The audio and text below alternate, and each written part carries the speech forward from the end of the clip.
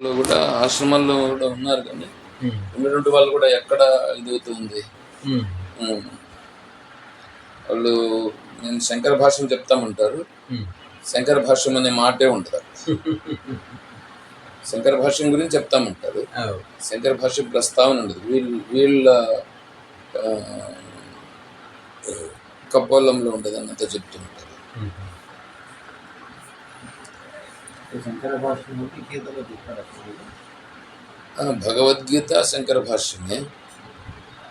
బ్రహ్మసూత్రములు, ఉపనిషత్తులు ఇవన్నీ శంకర భాష్యమే కదా. ఇవన్నీ పోనీ వాళ్ళ ఏదన్నా ఏమన్నా సక్రంగా చెప్తారంటే అది కూడా చెప్పారు.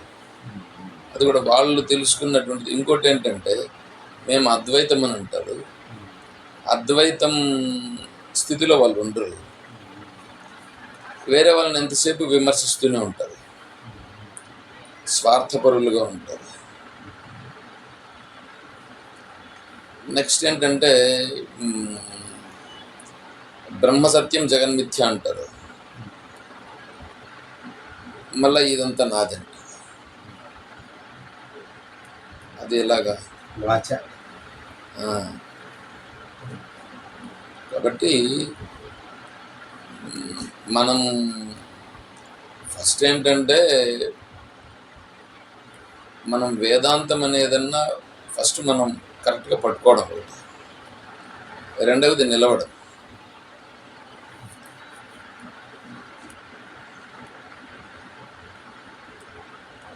నన్ను కన్నా అడిగితే ఇప్పుడు ఏంటంటే సంసారంలో ఉంటూనే బ్రహ్మస్థితి పొందడం అనేటువంటిది మంచిదే, గొప్పదే, కాదని చెప్పట్లేదు. కానీ అలా ఉండడానికి సాధ్యమవుతుందా అనేది కూడా ఒక ప్రశ్న. శ్రీకృష్ణుడు అలాగే ఉన్నాడు, శ్రీరామచంద్రుడు గారు అలాగే ఉన్నారు, శ్రీరామకృష్ణ పరమహంస గారు అలా ఉన్నారు. పెద్ద పెద్ద మహాత్ములందరూ కూడా తుకారాం గారు కానీ, కబీర్ దాస్ గారు కానీ, వీళ్ళందరూ కూడా ఉంటున్నారు. బాగానే ఉంది. కానీ అలా మనం ఉండగలుగుతున్నామా? ఎప్పుడన్నా కంపారిజన్ చేసుకోవాలి కదా. వేదాంతం మాట్లాడుట వేరు, వేదాంతం ఉండుట వేరు. అందుకనే ఆచరణ, భగవద్గీత ఆచరణ సిద్ధాంతమే కానీ వాచా సిద్ధాంతం కాదు. ఉపనిషత్తు ఇప్పుడు ఆత్మస్వరూపం అనేది చెప్పేది కాదు, ఉండుటయే. నేను స్వామీజీని ఒక ప్రశ్న అడిగాను. స్వామీజీ, నేను ఇప్పుడు సాధువుగా ఉన్నాను కదా, నేను ఏం చేయమంటారు, ఎలా చేయమంటారు, నాకు కొద్దిగా గైడ్ చేయండి స్వామీజీ. ఉండుటయే.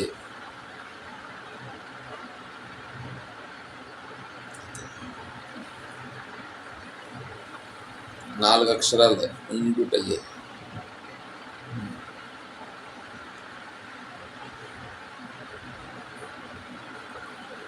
దాని అర్థం ఏమో చెప్పండి.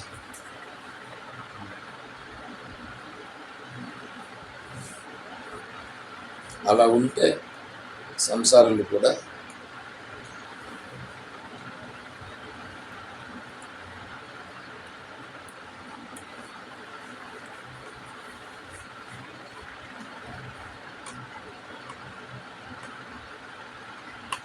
నేనే పర్సనల్గా స్వామీజీని అడిగినప్పుడు స్వామీజీ ఉండుటయే.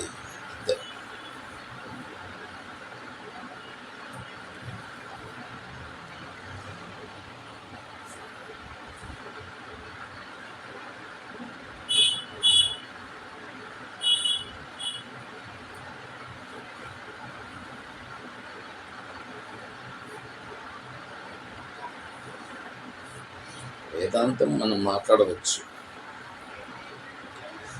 శ్రేయో హి జ్ఞానం అభ్యాసాత్ జ్ఞానం ధ్యానం విశిష్యతే. ధ్యానాత్ కర్మఫల త్యాగ, త్యాగాత్ శాంతి, త్యాగాత్ శాంతి. త్యాగం ఉందా? త్యాగం త్యాగే నైకే అమృతత్వం. త్యాగం వేదాంతం బాగుంటుంది. కొంతమంది వేదాంతం మాట్లాడరు, త్యాగం ఉంటుంది. కొంతమంది త్యాగం ఉండదు, వేదాంతం ఉంటుంది. అట్లా రెండు కూడా మన దగ్గరికి రావాలి. త్యాగము ఉండాలి, వేదాంతం రెండు ఉండాలి.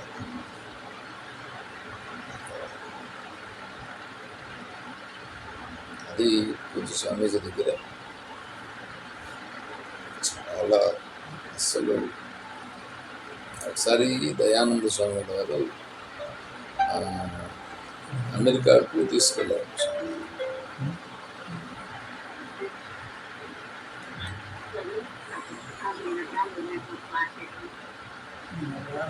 అంటే మా స్వామి పైన ఉండాలి.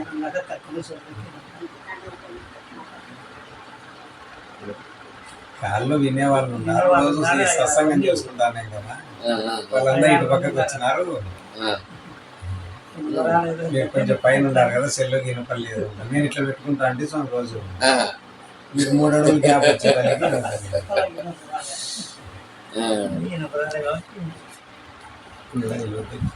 ఎక్కడ పెట్టారు మరి వాళ్ళకి. మనం చెప్పేది కూడా మీరు చెప్పేది బాగుంటుంది మరి వాళ్ళకి. ఎందుకంటే నాది సౌండ్ కొద్దిగా తక్కువగా ఉంటుంది. స్పీకర్ పెద్దది. కాబట్టి స్వామీజీని సైలస్బర్గ్ తీసుకెళ్ళారు. సైలస్బర్గ్లో అమెరికాలో ఆశ్రమం ఉంది, ఇప్పుడు దయానంద సరస్వతి స్వామి. తీసుకెళ్ళిన తర్వాత అప్పటికి స్వామీజీకి దీక్షను ఇవ్వలేదు. దీక్షను ఇవ్వకుండానే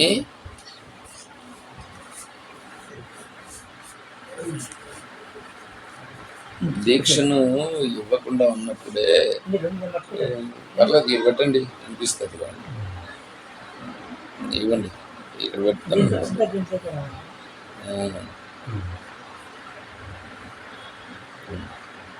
దీక్షను ఇవ్వనప్పుడు స్వామీజీని అక్కడికి తీసుకెళ్ళారు. ఇక్కడికి సైలస్బర్గ్ తీసుకెళ్ళారు, అమెరికా. తీసుకెళ్తే ఏంటంటే దయానంద సరస్వతి స్వామి వారు, మన తత్వవేదానంద స్వామి వారిని అక్కడికి తీసుకెళ్ళిందే ఆ ఆశ్రమంలో వీరిని అక్కడ పట్టం కట్టాలని తీసుకెళ్లారు అంతర్గతంగా. కానీ అక్కడ ఉన్నటువంటి వాళ్ళు ఏంటంటే మన స్వామీజీని అక్కడ ఈయన తీసుకొచ్చాడు అని చెప్పేసి వీరి ఉపన్యాసం, అంటే వీరిని తీసుకెళ్ళిన వెంటనే ఏం చేశారంటే 2 రోజుల్లోనే ఉపన్యాసం చెప్పడానికి స్వామీజీకి ఇచ్చారు. అది వాళ్ళకి ఏమవుతుందంటే వెంటనే అన్నీ బయట వస్తాయిగా, ఒకటి అన్ని బయట వచ్చాయి. తర్వాత స్వామీజీకి రూమ్ కేటాయించినారు. ఆ రూమ్ ఎక్కడ కేటాయించినారంటే మెట్లు కింద కేటాయించినారు. మెట్లు కింద ఎట్లుండదని అంటే అక్కడ బాత్రూమ్ అన్నీ కూడా ఇంకా అక్కడే ఉంటాయి. పక్కన ఆ స్మెల్, ఆ నీళ్లు పోవడం అవంతా కూడా స్వామీజీ అక్కడే ఉంటారు. నోరు ఎక్కడ కానీ మెదపలేదట. సరే, దయానంద సరస్వతి స్వామి వారు ఇవన్నీ కూడా చూస్తూనే ఉన్నారు. కానీ నువ్వు ఎక్కడున్నావు ఏమిటి అని కూడా ఏమీ అడగలేదట. 3 నెలల కాలం అట్లాగే ఉన్నారు అక్కడ మెట్ల కింద. 3 నెలల తరువాత ఏమిటో ఎక్కడున్నావు నువ్వు అని అన్నారట. ఇచ్చారు స్వామీజీ, ఇక్కడ బాగానే ఉంది స్వామీజీ, నాకు తెలిసిలో ఆ బ్యాగ్ ఎత్తురా అని చెప్పి స్వామీజీ పక్క రూమ్ ఇచ్చారట. వీళ్ళకి ఇంకా ఉడికిపోయింది. వీళ్ళందరికీ క్లాస్ మాత్రం స్వామీజీ దగ్గర చూపిస్తున్నారు. పైగా ఈయన ఏ విధంగా చేస్తామంటే ఎన్నో విధంగా ఇన్సల్టింగ్ చేయాలి. ఇప్పుడు మెట్ల కింద ఉంటే ఆ నీళ్ళన్నీ అక్కడే రూమ్లోకి వస్తాయట, పడుకుండే దానికి కూడా సక్రంగా ఉండదట. అట్లా చేసి పెట్టారట. అయినా స్వామీజీ దీనిపైన ఏమనే మాత్రం కంప్లైంట్ కానీ ఏమన్నా మాత్రం చేయలేదట. అవన్నీ గమనించినారు దయానంద సరస్వతి. చూసిన తర్వాత మళ్ళీ అవన్నీ చూసి తర్వాత స్వామీజీకి ఇంకా అక్కడ ఫుల్ పవర్స్ అన్నీ కూడా ఇచ్చి ఇంకా నువ్వే క్లాసులు చెప్పాలన్నాడు. స్వామీజీ ఎక్కడ పోతే అక్కడంతా తీసుకెళ్ళేవారు దయానంద సరస్వతి గారు. తర్వాత ఇంక ఇక్కడ కూడా అంతే, ఋషికేశ్లో దయానంద స్వామి ఆశ్రమం ఉంది. దానికి కూడా వీరినే మొత్తం అంతా పెట్టారు. అట్లా స్వామీజీ పరిస్థితి ఏంటంటే వారు మరి ఏమంటారు, మీరు ఏమన్నా చేసుకోండి వాళ్ళు ఏమంటారు, ఎంత ఉదార స్వరూపులంటే ఒకసారి స్వామీజీ చెప్తారు, ఒకసారి ఏదో యజ్ఞం జరిగిందట. యజ్ఞం జరిగితే దీనికి వీరు ప్రెసిడెంట్గా ఉన్నారుగా, స్వామీజీ ప్రెసిడెంట్. దానికి సంబంధించినటువంటి డబ్బులు అవన్నీ కూడా వచ్చి ఉంటాయి. దాన్ని అంతా ఇచ్చారంట వాళ్ళు. ఇస్తే స్వామీజీ ఏం చేశారంటే అన్నీ ఇట్లా కట్టలు కట్టి ఇచ్చారు. కట్టలు కట్టిస్తే దాన్ని ఇట్లా తీసుకొని పోతున్నారు అనమాట. తీసుకొని పోతుంటే ఇంత ఇలా ఇలా పట్టుకొని ఉన్నారు. పట్టుకొని పోతుంటే, అయ్యా పంతులు గారు ఆగండి ఆగినారట. ఏం చేస్తున్నావు అన్నారట ఎవరొద్దు. ఏం లేదు, నేను ఆశ్రమంలోకి వెళ్తున్నా అంటే, ఏమిటి అది చేతిలో?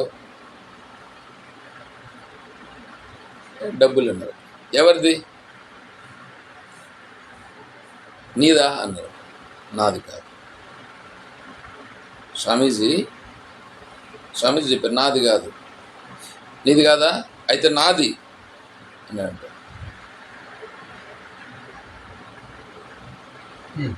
అంతే. నీదా? నాది. ఇది ఎంత ఉంది, ఏమి కథ, ఏమనే మాట లేదు.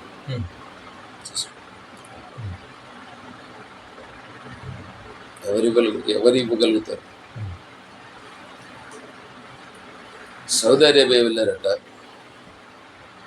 సౌదీ అరేబియాలో అక్కడికి ఆయన స్వీకరించగలిగినాడు సార్. తీసుకున్నాడు, తర్వాత తీసుకున్నాడు, వెళ్ళిపోయినాడు. ఎవరు ఏంటి, నేను సర్వజ్ఞత్వం అనే దాని గురించి చెప్పాను చూడండి. ఎవరు ఏంటి ఆయనకి ఇచ్చేసి మళ్ళీ కదలిక లేదు, ఇట్లా కూడా లేదు, మళ్ళీ చూడలేదు స్వామీజీ. ఇచ్చేసాడు, అంతే అయిపోయింది. తర్వాత సౌదీ అరేబియాకు వెళ్ళారట. సౌదీ అరేబియాలో క్లాసెస్ ఇట్లా జరుగుతున్నాయి. అడిగితే అక్కడ ఉన్నటువంటి అమ్మగారు ఒక కడ్డీ తీసుకొచ్చిందట. కడ్డీ అక్కడ గోల్డ్, సౌదీ గోల్డ్ కడ్డీ ఒకటి స్వామీజీ దగ్గర తీసుకొచ్చి, స్వామీజీ ఈ కడ్డీ మీకు ఇవ్వాలనుకుంటున్నాను అని చెప్పి. ఇది ఎవరికమ్మా, నాకెందుకు తల్లి ఇది అన్నట్టు. లేదు స్వామి, నేను మీకు ఇవ్వాలని అనుకుని తెచ్చినాను, నాకు వద్దమ్మా, ఎంత చెప్పినా వినిపించుకుంది. సరే ఆడి ఆ బ్యాగ్లో వేసినారు. సరే దాన్ని మర్చిపోయినారు స్వామీజీ.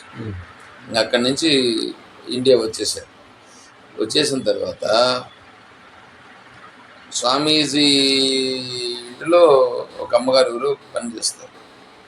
అంటే స్వామీజీ అక్కడి నుంచి ఇక్కడికి వచ్చిన తర్వాత స్వామీజీ ఉంటారు కదా కుటీరంలో, ఆ కుటీరంలో ఎవరో పని చేస్తున్నారు, చెత్త దూసడానికి అట్లా ఉంటారు కదా వాళ్ళు. ఆమె మనవరాలకు పెళ్ళట, పత్రిక తీసుకొని వచ్చింది. పత్రిక తీసుకొని వచ్చి మనవరాలు కూడా తీసుకొచ్చి స్వామీజీకి పత్రిక ఇచ్చి, స్వామీజీకి నమస్కారం చేయమ్మా అని చెప్పింది వాళ్ళ. సరే పెళ్ళి కుదిరింది స్వామీజీ, సరే మంచిది, ఆశీర్వాదం చేశారు. స్వామీజీ ఈమెకి ఏమిద్దాము అని అనుకుంటున్నారంట. అప్పుడు గుర్తొచ్చిందంట ఇది కడ్డీ.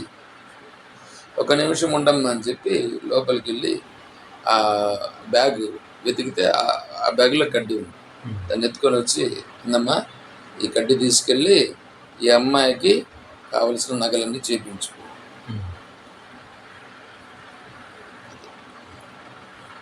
చూడండి, నేను ఇప్పుడు మాట్లాడిన మాట ఉండుట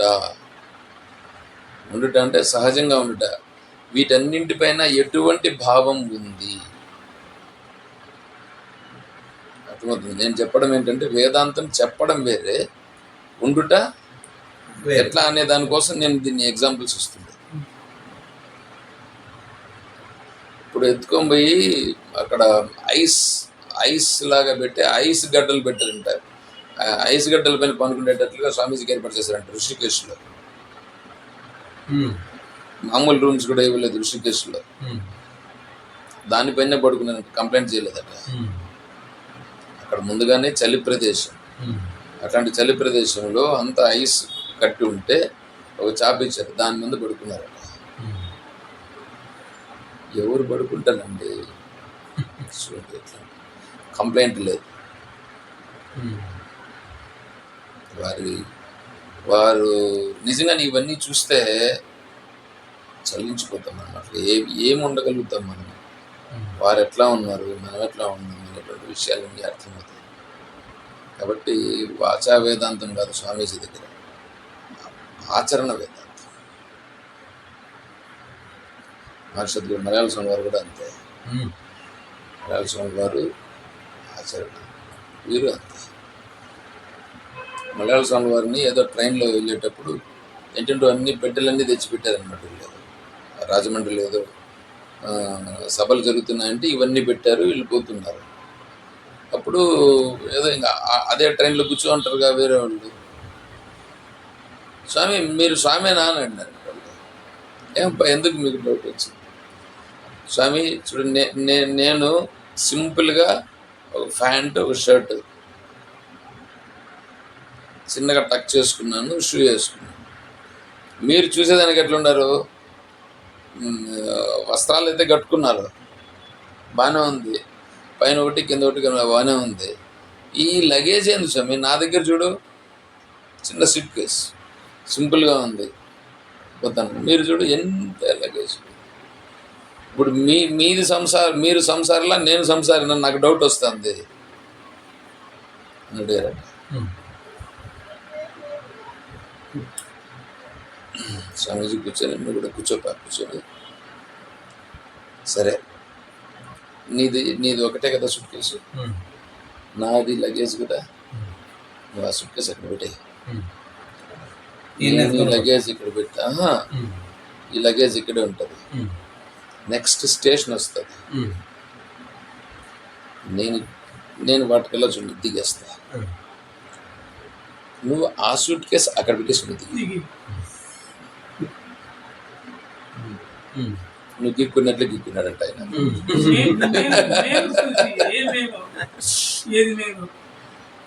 అన్నాడంట. అప్పుడు కాళ్ళు పట్టుకున్నాడట. ఎవరు తగులుకున్నారా, ఎవరు మోసారా? స్వామీజీ ఈ సూట్ కేసులో నా జీవితం అంతా ఉంది, ఇది పోతే నేను లేను. ఈ గ్రంథాలన్నీ నేను రాసి ఏదో చేసినానయ్యా, ఎవరి కోసం? అదంతా నా కోసమా? అంటే ఆ గ్రంథాలను రాసి ప్రింట్ చేసి వాటిని అన్నింటినీ మనం ఎవరికొకరికి సద్వినియోగం చేయడానికి తీసుకెళ్తున్నాం. నాకేం అవసరం లేదు, అవన్నిటితో కూడా పనిలేదు నాకు. నెక్స్ట్ స్టేషన్లో దిగేస్తా, నేను దిగేస్తా, నాకేం అభ్యంతరం లేదు. నువ్వు కేవలం ఆ ఒక్కదాన్ని విడిచిపెట్టు చాలు. చూసారు? కాబట్టి అందుకే చెప్పింది త్యాగ శాంతి. త్యాగం మెయిన్. కర్మఫల త్యాగం అనేటువంటి దానికి గొప్పతనాన్ని 11వ శ్లోకంలో వివరిస్తున్నారు.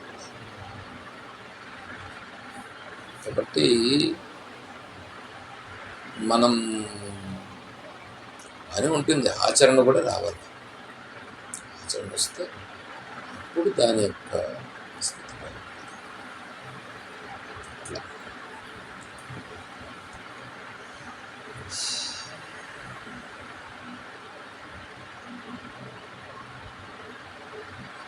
మీరు కంటిన్యూ చేయండి, నేను కొంతసేపు వింటాను. ఎందుకంటే మీ వాళ్ళకి చెప్తుంటే నేను కూడా కొద్దిగా మీరు చేసే సత్సంగంలో నేను కూడా కొద్దిగా వింటూ ఉంటాను. ఇదే బాగుంది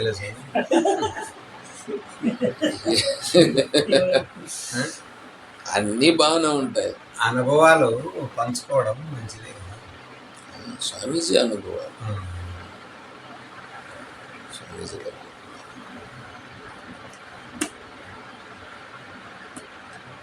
ఇంకొక ఆయన బ్రహ్మచారిగా ఉంటున్నారు. వారు నాతో పాటుగా సన్యాస దీక్ష ఇచ్చినారు. వారి పేరు అంతకుముందు శాంతానంద సరస్వతి, ఇప్పుడు శాంతానంద సరస్వతి వారి పేరు. అంతకుముందు వేరే పేరు. సరే, వారు పరికరం చేశారు. పరికరం అని అంటే నర్మదా నది ప్రాంతం. నర్మదా నదిలో శివసాల గ్రామాలు దొరుకుతాయి. శివలింగాలన్నీ వస్తాయి కదా, అవి నర్మదా నదిలో దొరుకుతాయట. వీళ్ళందరూ అక్కడ చేస్తారు. అందుకని నర్మదా నది పట్టుకొని వీళ్ళు పరికరం చేస్తారు. పరికరం అంటే నడిచిపోతూ ఉండడం అంతే. రోజు 10 కిలోమీటర్లు, 12 కిలోమీటర్లు, 15 కిలోమీటర్లు నడవడం, అక్కడ విశ్రాంతి తీసుకోవడం రాత్రికి, మళ్ళీ పొద్దున్నే లేవడం, మళ్ళీ వెళ్ళడం. వీళ్ళ దగ్గర ఇప్పుడు ఒక డ్రెస్ వేసుకుని ఉంటారు, ఇంకో డ్రెస్ ఉంటుంది, కప్పుకోవడానికి ఏదైనా పెట్టుకుంటారు, అంతే పోతా ఉండదు. ఎందుకంటే నర్మదా నది శివుని యొక్క పరమ పవిత్రమైనటువంటి ఆ సాలగ్రామాలు దొరుకుతాయని, ఆ నర్మదా నదికి శివునికి వీళ్ళ దృష్టిలో చాలా సంబంధం. అందుకని వీళ్ళు వెళ్తున్నారు. అంటే వీళ్ళకి ఇంకా ఏం లేదు. అక్కడ ఆ నర్మదా నది పరివాహక ప్రాంతంలో ఎలా ఉంటుందంటే, ఎవరైనా ఇట్లా బ్రహ్మచారులు కానీ సాధువులు కానీ వస్తే వాళ్ళని పిలిచి ఆహ్వానించి వాళ్ళకి భిక్ష పెట్టి పంపిస్తారు. అక్కడ ఇప్పటికీ కూడా ఉంది, జరుగుతుంది. సరే, వీళ్ళు ఒక ప్రదేశానికి వెళ్ళేటప్పటికి ఏంటంటే ఒక కొండ వచ్చింది. ఈ కొండను దాటిపోవాలి ఆ పక్కకి. వీళ్ళు ఇక్కడ కొండను దాటేదానికి వచ్చేటప్పటికే దాదాపు 10-10:30 అయిందంట దగ్గరకు వచ్చేటప్పటికి. ఇప్పుడు వెళ్ళొద్దండి, మీరు వెళితే కూడా మీకు భిక్ష కూడా ఏమి దొరకదు, మీరు పోయేటప్పటికి మళ్ళీ దాటుకొని పోవాలంటే సాయంకాలం 6 గంటలు అవుతుంది అని చెప్పారంటే ఇక్కడ ఉండేవాళ్ళు. అయినా వీళ్ళు ఏం చేశారంటే, వీళ్ళు ఆ కొండను ఎక్కి పోతుంటే మధ్యాహ్నం 2 గంటలు అయింది. ఆకలి స్టార్ట్ అయింది. ఆకలికి ఎవరు పెడతారండి అడవిలో? అక్కడ ఏదో టౌన్లోనో రోడ్లోనో పల్లెలు ఏంటో వస్తాయి, ఆ మధ్యలో ఎక్కడ పల్లెలు లేవు, పడలేదు. 2 గంటలు అయిపోయింది, 2:30 అయిపోయింది. ఇంకా ఆకలి చాలా ఎక్కువగా ఉందట. ఎవరైనా మనకి భిక్ష పెడితే బాగున్నాయి, ఏదో ఒకటి తింటే బాగున్నాయి, ఏమైనా దొరికితే బాగుంటుంది అనుకొని పోతున్నారట. మార్గ మధ్యంలో ఎవరిదో ఒక పెళ్ళట, ఎవరిదో ఒకటి పెళ్ళి. ఆ పెండ్లి వాళ్ళు వివాహం అయిపోయింది, ఎవ్వరూ భోజనం చేయకుండా వేచి ఉన్నారట. దేనికి వేచి ఉన్నారు అంటే, అతిథులు ఎవరన్నా వస్తే, అతిథులు ఎవరు? అతిథులు కూడా వేరే వాళ్ళు ఎవరో కాదు, బ్రహ్మచారులన్నా రావాలా, సన్యాసులన్నా రావాలా. వీళ్ళిద్దరు ఎవరన్నా వస్తే వాళ్ళకు భిక్ష పెట్టి తరువాత మేము స్వీకరించాలి. వీళ్ళు కనిపిస్తేనే వాళ్ళందరూ వచ్చి వీళ్ళకు సాష్టాంగ ప్రణామం చేసి, స్వామి మీకోసం మేము కాచుకున్నాం, రండి, మా పెళ్ళయింది కానీ ఇంతవరకు ఎవరు రాలేదు ఈరోజు అని చెప్పి వాళ్ళు వీళ్ళని తీసుకెళ్ళి, వీళ్ళకి ఆకలుగుతుంది, వాళ్ళందరికీ కాచుకున్నారు. ఇదంతా చూడండి, ఘటనలు ఎట్లా గట్టెళ్తాయి. పరమాత్మ యొక్క సగుణ బ్రహ్మ యొక్క వైభవం ఎలా ఉంటుంది అని తెలిసేదానికి ఇవన్నీ కొన్ని సాక్ష్యాలు. కాబట్టి మనము భగవంతుని పైన ఆధారపడి ఉన్నామా? కనీసం సగుణ బ్రహ్మ పైన ఉన్నామా? నిర్గుణ బ్రహ్మ కథ మళ్ళీ చూద్దాం.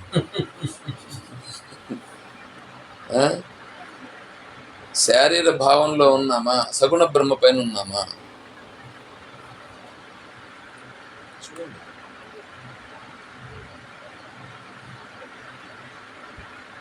అట్లా ఉండగలగాలి. అట్లా ఉండి సగుణ బ్రహ్మ నిర్గుణ బ్రహ్మ అంటే మనకు అనుభవంలో తెచ్చుకోవడానికి మనం ఎప్పుడైతే తేషాం సతతయుక్తానాం భజతాం ప్రీతిపూర్వకం దదామి బుద్ధియోగం, బాగానే ఉంది. బుద్ధియోగం బాగానే ఇస్తా అన్నాడు. బుద్ధియోగం ఇచ్చినంత మాత్రాన అదే నిలబడాలి కదా. అనన్యాశ్చింతయంతో మాం ఏ జనా పర్యుపాసతే తేషాం నిత్యాభియుక్తానాం యోగం క్షేమం వహామి. సగుణ బ్రహ్మానుభవమే లేని వాడికి నిర్గుణ బ్రహ్మానుభవం ఎలా కలుగుతుంది? సగుణ బ్రహ్మానుభవం కావాలిగా. సగుణ బ్రహ్మ కన్నా అవును సగుణ బ్రహ్మ సర్వం బ్రహ్మ అనేటువంటిది మనకు అనుభవంలోకి రావాలి, అనుభవంలోకి రావాలి, అలా నిలబడాలి. ఇప్పుడు బ్రహ్మను గురించి మనకు అవును అవును ఉన్నది బ్రహ్మయే, ఉన్నది బ్రహ్మయే వస్తుంది.